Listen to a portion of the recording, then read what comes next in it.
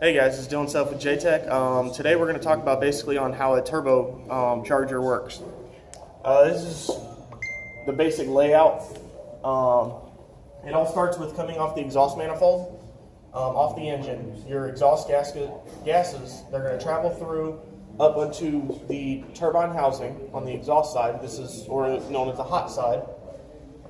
Pretty much the exhaust gaskets, there's a little impeller wheel in here. And it's pretty much the gases are going to come and just push that like a regular old fan, just push it and rotate it. When it gets it rotating, it's got a shaft that runs from this impeller to this impeller, right through the center of here.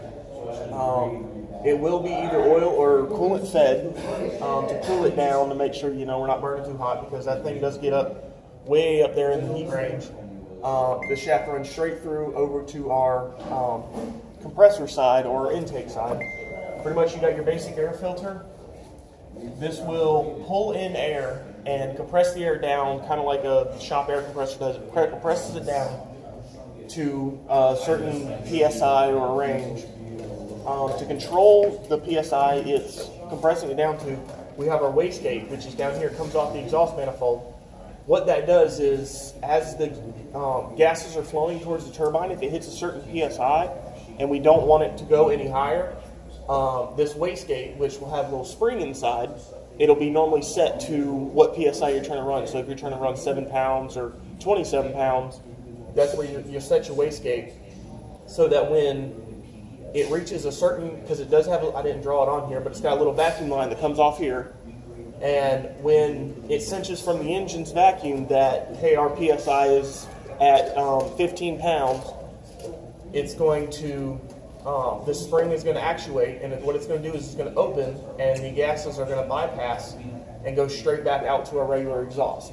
So they will join all the exhaust will come out to your muffler, your resonator, tailpipe, whatever you've got. Back on the intake side, so your compressor wheel will compress the air down. It'll send it through your piping. Normally it's hard piping. Nowadays a lot of cars are going to like rubber, like almost coolant hose, radiator hose piping, rubber hose. Sends the air through to our intercooler. Your intercooler is basically a radiator for air. It's same design as radiator. It's got little tabs or little tubes that the air will pass through, and there's fins that pull all the heat out of the air, make it nice and cold, nice and dense. As it passes through, this is normally mounted on the front side of the engine. You'll see, your Subarus and all your Supras, and you have the big intercooler on the front. Sometimes with stock ones, they'll have just a small one in the corner in the fender. But pretty much your air will go through your intercooler, cools it down, gets nice and dense, come on through to your intake. Right here you have your blow-off valve.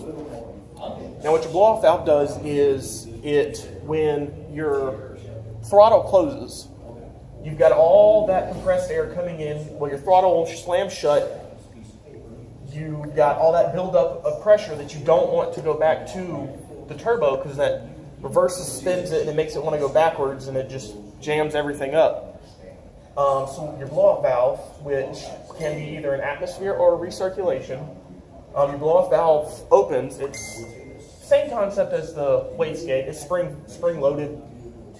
When it gets that pressure and it notices, hey, we got a lot of pressure here that's not supposed to be here, it opens. And this is on, all your cars that you hear the loud, that's what that is. It's the blow-off valve. Now, atmosphere recirc, the atmosphere is the one that you get that loud, that's pretty much, it opens up and all that air just comes rushing out and goes straight out into the air.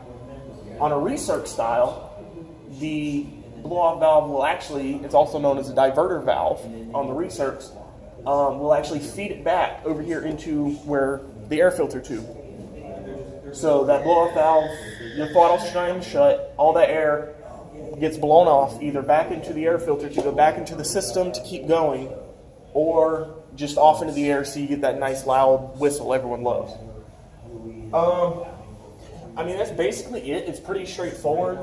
Your exhaust gases feed one side, it gets it spinning, pulls in on this compressor side, compresses that air down, gets you up to your PSIs. We cool it down to get it nice and cold, nice and dense. Send it into our throttle body, make all the ponies, And I mean, it's pretty much it. Thanks.